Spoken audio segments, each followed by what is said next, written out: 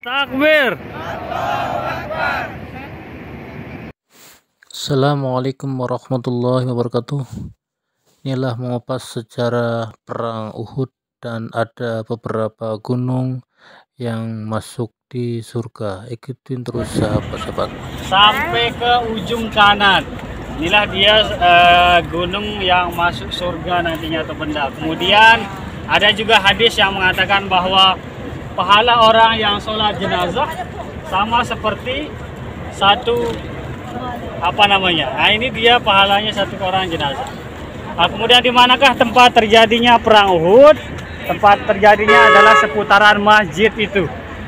Di masjid itu kemudian orang-orang kafir Quraisy datang dari sini. Nah, datang dari sini kemudian 200 orang pasukan berkudanya mau menyerang kaum muslimin lewat jalur belakang gunung ini. Jadi kaum muslimin berada di sana di masjidnya. Akan tetapi bisa dihalau oleh sekitar 50 pasukan pemanahnya di sana. Nah, terjadilah kemudian perang yang di fase awal berkat strategi Nabi Shallallahu Alaihi Wasallam, orang-orang kafir Quraisy itu lari dia ke belakang. Nah, tapi dipesan dia oleh Nabi Shallallahu Alaihi Wasallam bahwa 50 orang pasukan pemanah ini tidak boleh turun apapun yang terjadi. Jadi jangan turun untuk membantu kami kalau melihat kami kalah, atau jangan turun juga untuk mengambil harta rampasan perang kalau kami menang. Jadi harta rampasan perang itu sangat menarik di zaman dulu, bisa berupa harta, emas-emasnya, makanannya, pasukan perlengkapan perangnya, bahkan juga ada manusianya. Jadi manusia-manusia yang tertinggal itu kalau diambil, diketemukan, maka itu bisa dijadikan dia budak. Hal ini kemudian yang tidak dihiraukan oleh 50 pasukan pemanah itu. Kemudian ketika dia melihat di fase pertama itu adalah kaum muslimin menang, kafir Quraisy lari, turunlah sekitar 48 orang, yang tersisa hanya 2 di atas yang dipimpin oleh Abdullah bin Zubair namanya. Itu salah satu dari anak sepupu Nabi Shallallahu Alaihi Wasallam. Dia turun. Kemudian hal ini dilihat oleh orang-orang kafir Quraisy, terutama 200 pasukan berkuda tadi, sehingga dia kembali ke belakang untuk menyerang kaum muslimin dari belakang, sedangkan dari depan adalah orang-orang kafir Quraisy itu maju, sehingga merandalah pasukan kaum muslimin hingga banyak yang meninggal saat itu. Pada saat itu ada namanya Abu Amir atau Abu Amir Qamiyah, salah satu pimpinan orang-orang Madinah pada saat itu yang tidak mau masuk Islam, yang sebelum kedatangan Nabi Shallallahu Alaihi Wasallam itu sebenarnya dia yang akan diangkat menjadi kepala suku dari Madinah. Tapi Nabi Shallallahu Alaihi Wasallam datang ke Madinah dan dia akhirnya tidak diangkat menjadi kepala suku. Dia dengki dan pergi ke Palestina. Nah, ketika mendengar tentang terjadinya perang Uhud, dia datang kembali lalu membuat lubang di sepanjang ini ada kebun.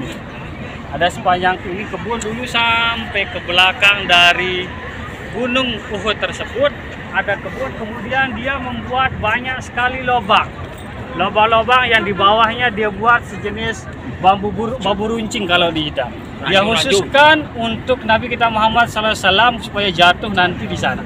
Nah, kemudian benar saja ketika terjadinya perang itu, kemudian Nabi SAW dikepung oleh banyak sekali kaum muslimin karena perbandingannya tadi 3.000 versus 700 orang, sehingga banyak sekali yang mengepungnya.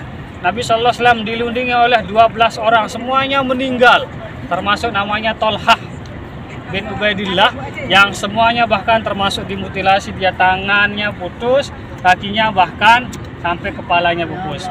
Akhirnya setelah semuanya meninggal, Nabi dikejar ke belakang. Ternyata sampai di belakang ketemu dia jatuh dia di tempat lubang tadi yang sudah disiapkan oleh Abu Amir atau Abu Qamiyah Al-Fasiki namanya, dia orang fasik. Nah, kemudian ketika Nabi Shallallahu Alaihi Wasallam jatuh, Bapak Ibu bisa bayangkan, beliau jatuh dipukul pundaknya sebelah kanan apa kiri, itu beliau rasakan bahkan sampai 1 bulan. Setelah dipukul lalu pedangnya dipukul lagi kepalanya, kemudian alhamdulillah kemudian beliau memakai helm tembus bagian pipi kanannya, dan bukan pedangnya yang tembus tapi helmnya yang tadi besinya masuk di pipi sebelah kanan sehingga menancap di giginya. Jadi cabutlah oleh para sahabat besi tersebut sehingga lepas dari gigi gerhamnya. Nah, itu diriwayatkan bagaimana pengorbanan Nabi SAW. Kemudian Abu Qamiyah kembali lagi mengitari tersebut. Dia lihat bahwa ada salah seorang sahabat Nabi yang bernama Mus'ab bin Umar, yang kemarin saya ceritakan salah satu pendakwah Nabi di Madinah, yang sebagian besar penduduk Madinah masuk Islam, sekitar 80% masuk Islam berkat beliau.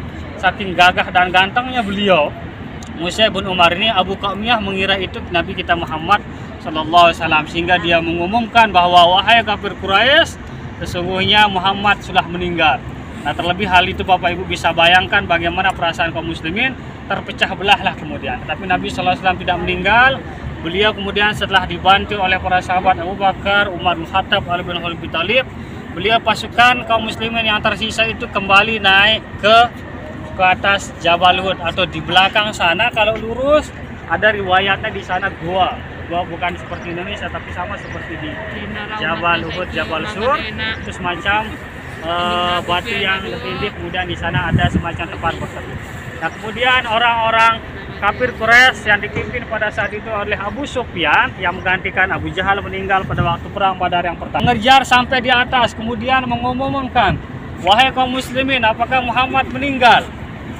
Nabi memberi isyarat supaya jangan dijawab. Kemudian, apakah Abu Bakar sudah meninggal? Nabi tetap mengisyaratkan supaya jangan dijawab. Kemudian dia bertanya, apakah Umar sudah meninggal? Tetap Nabi mengisyaratkan untuk jangan dijawab. Kemudian, kalau begitu kami akan kejar kalian sampai sekalian semua mati meninggal. Kemudian Umar bin Khattab tidak tahan, dia mengatakan, wahai Abu Sufyan, sesungguhnya Nabi Muhammad SAW Rasulullah masih hidup, Abu Bakar masih hidup, dan aku yang ngomong berbicara ini adalah Umar bin Khattab. Nah, kemudian Abu Sufyan menjawab, baik kalau begitu, bahwa 1 hari untuk kalian dan 1 hari untuk kami. Apa maksudnya? Di tahun sebelumnya perang Badar kalah orang-orang kafir Quraisy dengan banyak sekali yang meninggal, sedangkan untuk yang sekarang kaum muslimin yang meninggal. Jadi kemudian dia mengatakan orang-orang yang meninggal, yang dimutilasi itu bukan tanggung jawab kami. Jadi Bapak Ibu bayangkan yang meninggal itu semuanya dimutilasi. Tangannya dipotong saking bencinya, dendamnya mereka, kakinya dipotong, kepalanya dipotong. Bahkan paman Nabi yang terkenal, siapa namanya masih ingat? Hamzah bin Abdul Muthalib, yang terkenal dengan nama Sa'dullah, singa Allah. Itu sampai ada si Hindu namanya istri dari Abu Sufyan, itu menyewa 1 orang penombak jitu yang paling terkenal di kota Mekah untuk menombak Hamzah. Jadi kemudian tombakannya itu kena dia di perut sebelah kiri, tembus sampai ke pahanya. Ketika dijatuh, kemudian Hindu datang untuk merobek perutnya, kemudian dipotong hati dan limpahnya, lalu dia kunyah dan dia lemparkan saking bencinya. Nah, itu yang dia maksud dengan bahwa yang memutilasi itu bukan golongan kami.